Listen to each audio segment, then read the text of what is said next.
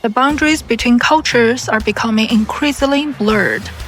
Eastern games are now blending more and more Western elements, sometimes through artistic styles, sometimes by merging Eastern and Western character designs or story settings, and sometimes in an all-out cultural mashup.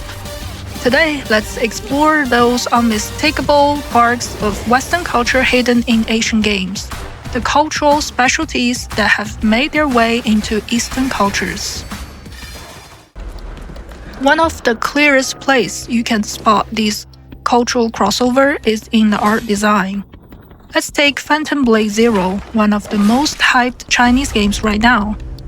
It combines traditional Wuxia storytelling with Western steampunk aesthetics. The result? A genre-bending visual style some are calling Wuxia punk. Picture this: martial arts swordplay meets gears, gadgets, and Gothic vibes. Even the soundtracks fuses Chinese instruments like huzhen and erhu with rock and electronic music. This isn't just East meets West, it's a full-blown cultural experiment. Or take Sword and Fairy 7. In the later parts of the game, the main characters enter a demon realm, but the landscapes, they look exactly like the American Southwest. Think Antelope Canyon, Grand Canyon vibes.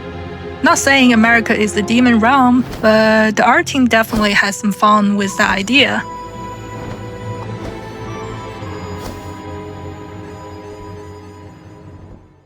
Wuxia 3 opens in Tianlu City, home of the demon tribe. Its architecture? A wild mix of Southeast Asian temples, Chinese palaces, and Gothic cathedrals. Stained glasses, sharp spires, and flying eaves all coexist. It's a perfect example of East meets West fantasy design.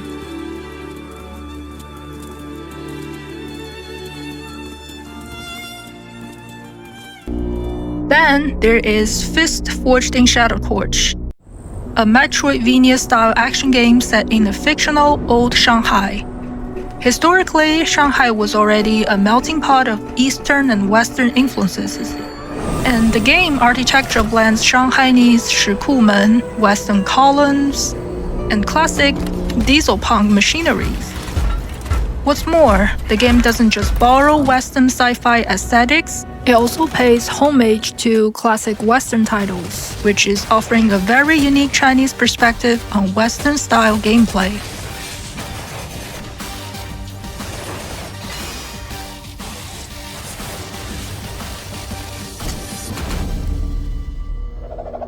Now, let's talk about storytelling, because the fusion goes even deeper. One legendary example is Xuanyuan Sword, Mists Beyond the Mountains. Septon, the protagonist of Xuanyuan Sword, is a Frankish man who works in intelligence under Pepin. Yeah, Pepin the Short. His journey takes him across the Tang Dynasty, Persia, Central Asia, and even Eastern Europe. His teammates include a mystical elf from India, a demonic woman from Europe, an immortal sage from China. This isn't just a fantasy RPG, it's a Silk Road epic that merges cultures from beginning to end. Even the prequel, The Scar of Sky, keeps blending mythologies. Remember Septon? His past life as Yu Wenpo, the antagonist of this new game, even builds a Tower of Babel, straight from Western biblical lore, while navigating a Chinese mythological world. It is storytelling that bridges cultures, eras, and even lifetimes. And how about Murderers on Yangtze River? The game is set in the late Qing and early Republican era, a time of intense cultural collision between East and West.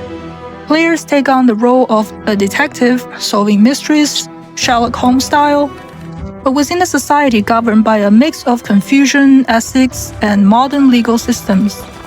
The game blends British detective aesthetics with deeply rooted Eastern values like filial piety and faith, making it a truly ambitious attempt at narrative fusion. Of course, not all cross-culture elements are serious. Some games just want to have fun. Showa American Story, developed by a Chinese studio, is a prime example. It's telling a ridiculous tale of a Japanese girl who becomes Americans' last hope in the zombie apocalypse.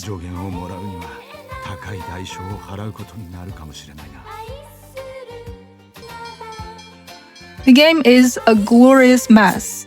80s VHS viewers, zombies, burgers, J-pop, muscle cars, rock anthems, all mashed up together with zero shame. It's a B-movie fever dream that somehow works, and is clearly becoming a cult hit online.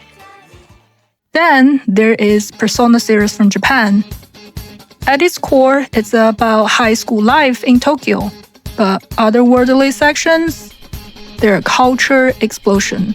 Tarot cards, Christian angels and demons, Greek myths, Jungian psychology, and more. Nearly every major Western culture icon makes an appearance in the daily life of a Japanese student. Persona 5 Royal, in particular, brings this all together with unmatched style. It's like global mythology, as seen through a Shibuya fashion lens.